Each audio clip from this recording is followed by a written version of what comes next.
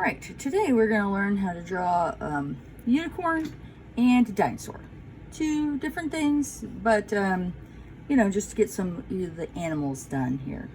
And actually the unicorn is going to apply what we learned about the snake in the Kritters video, and that we're going to start with the two googly eyes. And I'm sorry for those people that want a serious, beautiful unicorn. I like my unicorn silly. You notice I did a little whip here for her eyelashes. All right. And we are starting just like the snake. Give her a little smile. You can put two little nostrils there. Now we have unicorn horn. This kind of fits right in there between those two googly eyes, and then the two ears.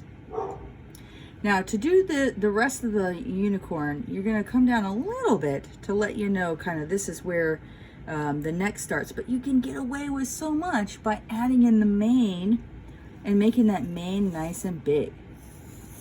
So then if we make a really big mane, we don't really have to worry about the angle of the neck. I like to make my horses and my unicorns rather narrow, and that is because it just looks cuter that way. When in doubt, do the thing that looks cuter. Legs. You notice I went to a square shape down there at the bottom, and then this is going to be just slightly up angled. And then yeah, this is not how an anatomically correct horse or unicorn would look. But it is going to look really adorable and cute, and you still get the idea. You could do this same sort of shape with shorter legs if you wanted to do like a if you wanted to do like a stubby legged unicorn, which would look really cute, or if you're doing a different type of animal, you do something similar. For the tail, I like to make it extra long, so not only is it going down this way, you can make it short if you want, but it's going to drag along the ground as well. Kind of the same way you drew the snake, you follow the same line you just did, but you're getting steadily narrower. Give the unicorn somewhere to stand, and of course don't forget to sign it. Again, if you were just doing a horse, you leave that as is. If you want to make it a Pegasus, right, I'll show you a little trick. You're just going to swoop up, kind of almost following that same main line, go out, and then these are just big loopy wings. Look at that, so easy, almost kind of like fingers. All right, and then there would be two, of course, and you can just draw that part of it, and then we know there are two there, but we just can't see that other one. So now we have an alicorn. If you know you want it to be an alicorn, you could draw those ahead of time and avoid that line there, but it looks fine just as is with them sitting kind of right there on the top. Because remember, this is just a cute little cartoon drawing. I'm gonna add a little feathers there. If you wanted to kind of go more My Little Pony style and put a decoration there, you can. And I'm going to color her. I do my unicorns in two colors. So you pick one color for the body, and then everything else becomes the other color. The body in this case would also include the wings. So I want my unicorn to be like unicorn of the ocean. So she's going to be green, like this nice light green. But you can do any color unicorn that you want to do. So you can do pink, purple, anything. We're going to make her green. And her wings are green, but then everything else is going to be the other color, the contrasting color. So that means the horn is blue, the mane is blue, the hooves are blue, and the tail is blue. Now you say, Miss Buff, well, can't I color it all different colors? Yep, you can. You can do whatever you want. I'm just showing you how I do it. And that is how I do it right there. And we have a beautiful unicorn who's flying over the sea and having a great time.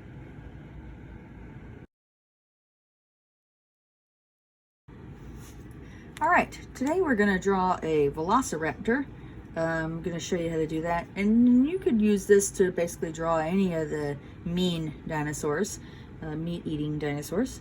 We're going to start out with kind of a shallow C shape. See how it's a C, but it's very shallow.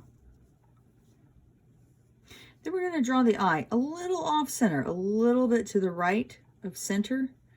Let's draw a little mean face. You could draw a sad face or something like that if you wanted.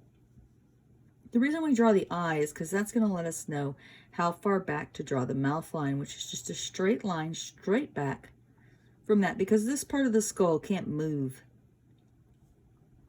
The part of the skull that can move and that you can adjust from here is the angle at which you come out with the bottom jaw. And that line needs to be shorter than this one. If you do it longer, it's going to look really weird. I'm going to do a pretty shallow mouth, like that sort of opening. And then the bottom jaw is a lot smaller. And we come up there for the jaw. Give a nostril. Maybe a few of your teeth will be visible, but for the most part, if you just get something in there, if you're drawing it with a pen, it might be a little bit easier. All right. Now we're going to swoop on down, do a curve down to the back. It curves up a little bit, and then we're going to do a short, cute little tail like that. Aww. He's so mean, but he's so cute. Come down to about there, about where you're starting to curve down, and that's when we're going to add the arms. Now you know how to do this by now, little V's. And then look at this. 3 jagged lines make a claw. Our other hand is back there too.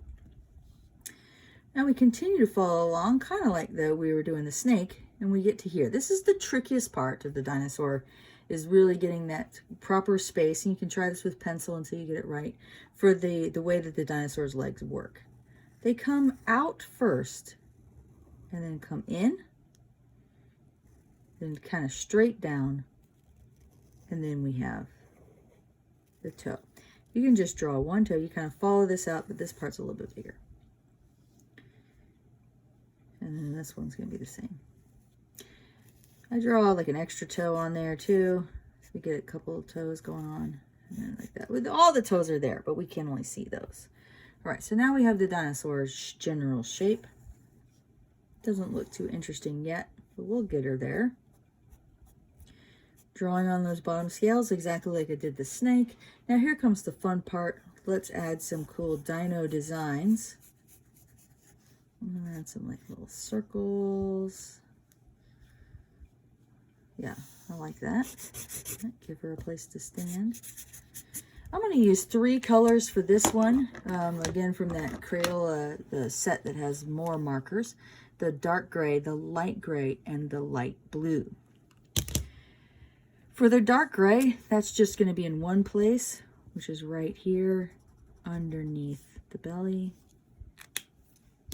The light gray, I'm going to go ahead and color everything else. And then we'll show you what to do with the blue, which is a technique that we used when we did the snake with the rattlesnake, you know. And of course, if you wanted to make your dinosaur look really terrifying, you give them red or yellow eyes or something like that. And if you only have the one gray, that's fine too. It just won't give you as much contrast. Of course, you could color the nails different color if you wanted to. But this looks good. Well, trust me. Right now, looks boring. Now watch the magic. We're going to come and trace this line. Oops, wait. No, not the light blue. That's not showing up. This one, the dark blue, or medium blue. We're going to trace that line. Oh, yeah. Adding some little designs here. Those are just wiggly lines. Nothing too crazy. Some stripes. Couple dots.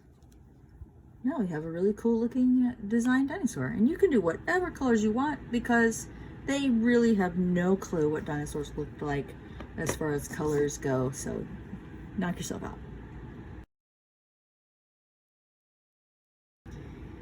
Now with Easter coming up, I wanted to just show you kind of a variation on the pusheen shape that we did, which you can use to draw a bunny. So that same sort of fat shape that we did for the cat, we're gonna draw for the bunny. We're gonna curve it in a little bit toward the top. The ears, just like that. I like them a little bit out to the side. Doop, doop. Look at the cute bunny. We're gonna do the eyes in the same placement as Pusheen, and that mouth in the same placement as Pusheen as well. Some little whiskers.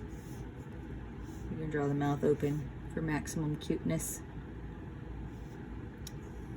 Draw the little bunny arms. Let's have it holding an Easter basket. You could have it holding a carrot or something else if you don't want it to be an Easter bunny. Now, in Pusheen, we drew the feet here, but of course, the bunny has rather large feet, and he couldn't tuck them up quite as well. We're going to draw those feet on the bottom, just as nice, big kind of oval shapes attached to the bottom. And then we have a very, very cute bunny, very easy to do bunny, kind of based on that same Pusheen style. We can color the bunny any color that you want, really. If you don't feel like maybe a purple bunny today, it's kind of a nice purpley pink. Nice purple bunny.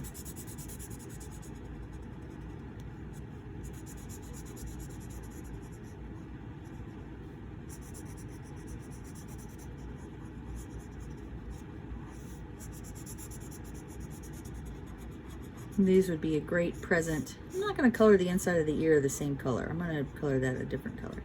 Maybe like a nice light pink.